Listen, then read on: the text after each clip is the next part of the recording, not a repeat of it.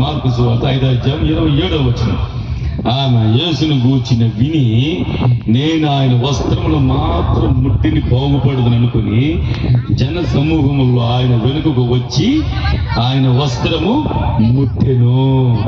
ఎక్కడికి వచ్చిన ఆమె వెళ్ళలా, ఆమె ఆయన ఎత్తుకుంటూ వెళ్ళలా, యేసు ఆమె దారిలోకి వచ్చి అప్పుడు ఆమె ఆయన అడగాలుతుంది. ఆమె ప్రారంభమైంది రక్తస్రావం 12 ఏళ్ళ నుంచి. ఎంత బాధపడిందో, ఎన్ని సంవత్సరాల వేదన పడుతుందో. ఈ దినాన మీ కుటుంబంలో సరే, మీరు సరే, మీలాగానే సరే, అది ఎటువంటి వ్యాధి అయినా ఇప్పుడే దేవుడు మీకు స్వస్థత కలుగు చేయను గాక, ఇప్పుడు ఆయన విడుదలిచ్చును గాక, ఇప్పుడు ఆయన మిమ్మల్ని బాగు చేయను గాక, ఇప్పుడు ఆయన వస్త్రం మీ మధ్యకు వచ్చును గాక, ఆయన వస్త్రం మీరు ముట్టును గాక. ఆయన అంటున్నారు, వెనుకకు వచ్చి ఆయన వస్త్రము ముట్టెను, వెంటనే ఆమె రక్తధార, హల్లెలూయా, వెంటనే ఆమె రక్తధార అది చిటికలో జరిగిపోతుంది. చూడండి, ఆమెకి 12 ఏళ్ళ నుంచి కష్టం ఉంది. అయితే యేసు దగ్గరికి వచ్చినప్పుడు మాత్రం ఎంతసేపు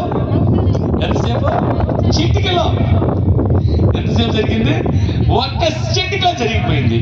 ఆమెట వెంటనే ఆమె రక్తధార కట్టెను కనుక తన శరీరములో ఆ బాధ నివారణమైనదని గ్రహించుకునేను. ఒక కళ్ళు మూసుకున్నావు, చిన్న ప్రార్థన చేద్దాం. పరిశుద్ధ జీవము కలిగిన దేవ, నువ్వు అద్భుతాలు ఆశ్చర్యాలు చేయువాడువయ్యా, నువ్వు గొప్ప కార్యాలు చేయువాడువయ్యా.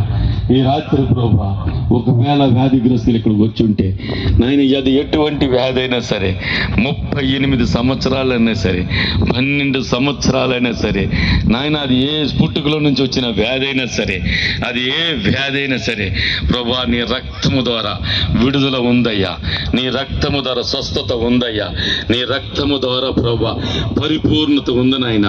ఇప్పుడే మేము ప్రార్థన చేస్తున్నాం, సేవకులమందరం కలిసి మేము ప్రార్థిస్తున్నాం, ఏకీవించి ప్రార్థిస్తున్నాం ప్రభా. ఈ మీటింగ్ వచ్చిన ప్రతి బిడ్డ, ఈ యొక్క నాయన శబ్ద తరంగాలతో వింటున్న ప్రతి బిడ్డ నాయన స్వస్థత పొందునుగాక, విడుదల పొందునుగాక, ఆరోగ్యవంతులుగా ఉండునుగాక, యేసుని సొంత రక్షకుడిగా అంగీకరించునుగాక.